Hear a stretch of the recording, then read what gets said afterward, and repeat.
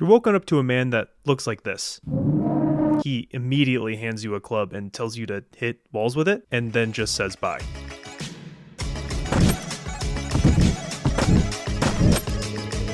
This game is called Boby, and our task is pretty simple. Leave the town of Boby. By train, of course. This flying machine won't cut it due to all the invisible walls they put back in 95.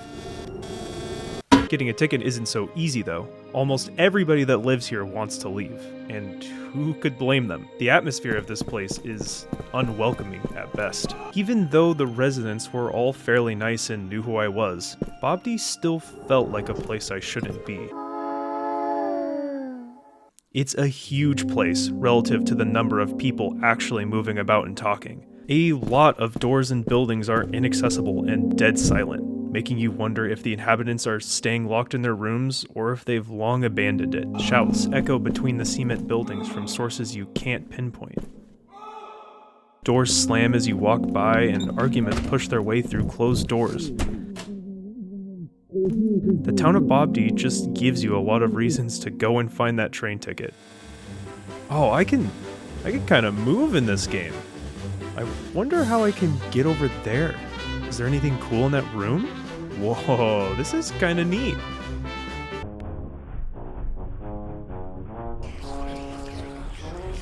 Oh, right, I want to get out of here. The actual gameplay of Boby stands in stark contrast to the town itself.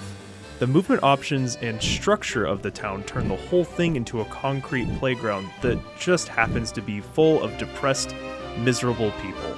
Getting the train ticket and leaving Boby is a very straightforward task once you've done it once, and can easily be done in less than 5 minutes. But hopping around the town and finding the hidden objects and areas continues to reinforce the strange feeling you get when you combine upbeat platforming with the grim, brutal town of Boby. The hidden objects don't earn you a different ending or anything extravagant like that, but are placed in a way that both rewards you for exploring weird nooks and crannies, and also lets you know that you've reached the end of this specific trail so you don't spend all of your time combing over every little thing. Collect all of these trinkets and doodads and you'll check an item off the list.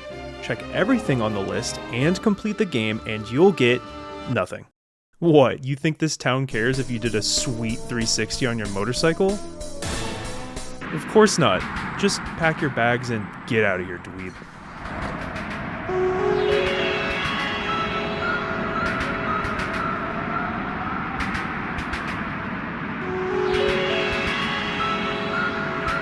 It's pretty common for games to ask you for some sort of time commitment. MMOs ask you to grind, competitive games ask you to practice, and some games are just long. Moon has to be the only game I've ever played that asks me to actively wait, which feels so strange. I'm not talking about the type of waiting where you pull your phone out and then an NPC walks by and you just press X on them or something. No, I'm talking about waiting for a split-second moment that only happens once per day or even once per week. For example, this firework only pops up out of this tube once per day around sunset. It now triggers a response in my brain that I don't think the developers intended. It can pop up in 3 different places and explodes in about 1 second once it hits the ground. If your ass is not dialed in, you're walking your sorry, squeaky shoes back to bed to try again the next day. But hey, don't take my word for it, just look at the instruction booklet that instructs you to just sit around and wait and listen to the music in the game. Moon is, at its core, a puzzle game. It's an old puzzle game, so it's got some of those puzzles, if you know what I mean, but also had some pretty enjoyable challenges along the way. Some require you to learn about the villagers and their routines, which is kind of funny sometimes.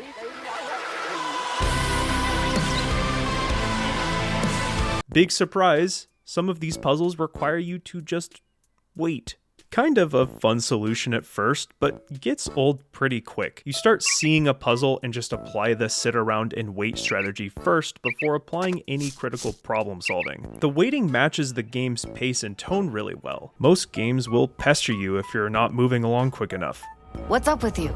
But Moon leans into you slowing down. You can choose from a wide array of interesting songs to program into your CD player and settle down into some tunes as the protag gets comfortable quickly, seemingly knowing you'll be there for a while. Personally, this doesn't make the waiting any better, but I can't say it doesn't feel on theme for this quiet little world and all its inhabitants.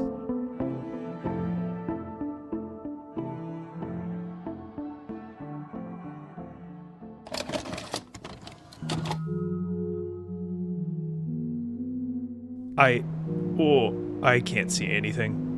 What does this menu mean? I got crosshair, line, triangle, and diamond. And who could forget ellipse? Let's try line, I guess. Yeah, that's a line. The terrain in nth dimensional hiking is smashed and jumbled up. It doesn't really feel like it's meant to be traversed. Unlike in Boby, there's not a lot of clear paths that take you to points of interest. Staircases can lead to nothing, and dead ends are commonplace. Once I got my legs underneath me, I was pretty easily able to traverse most obstacles. The cube is thrown in an arc and lets you teleport to it at any point. The triangle lets you float around like Rayman, and the ellipse is an eye, I guess, and lets you move the camera around. And the lines are not in fact useless, but actually a light source.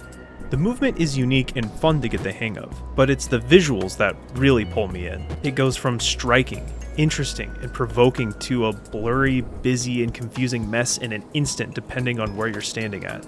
Big AAA titles are really good at preparing you and letting you know when you're supposed to ooh and ah at the visuals of a specific scene. What's so crazy about this game is it'll just completely catch you off guard. You'll be wandering around exploring and then BAM!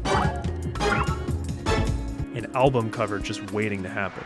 This game is incomplete and very short. There's some fun little guys to find and check out like this dude, but with no achievements or rewards or really any specific goals at all, this alien world left me feeling very tranquil. I'm just here to check things out, and when I'm done, I'll leave. There's no problems here for me to feel guilty about, or sad characters for me to grieve for, or political commentary for me to contemplate. It's just my little triangle dude rolling through town.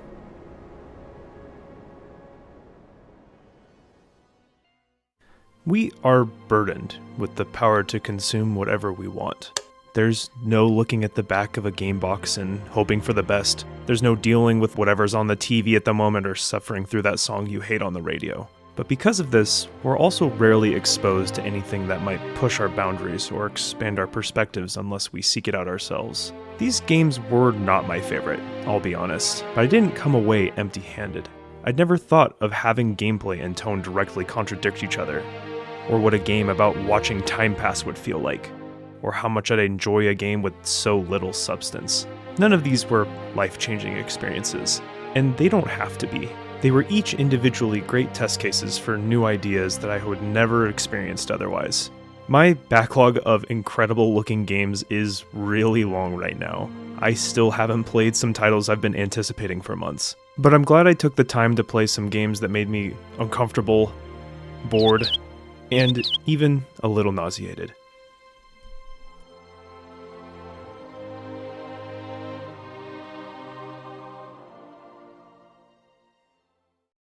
Hey look, it's post-video metal.